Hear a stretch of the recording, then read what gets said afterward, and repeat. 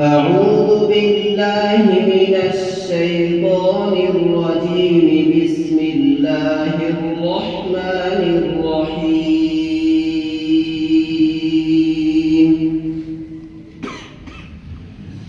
يا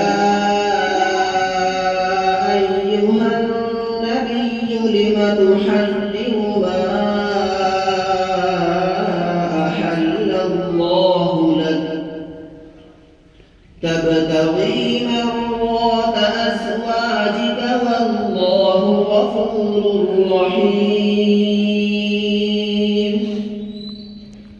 قد فرض الله لكم تحلة أيمانكم والله مولاكم وهو العليم الحكيم.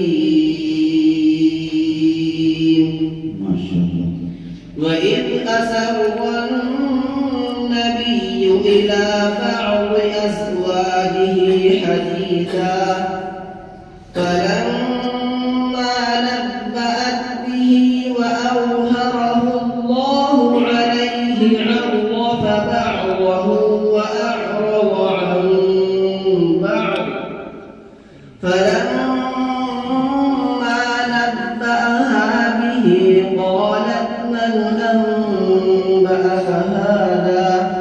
قال نبأني العليم الخبير. إن تتوبا إلى الله فقد صغت قلوبكما وإن تظاهرا عليه فإن الله هو مولاه وجبريل وصالح المؤمنين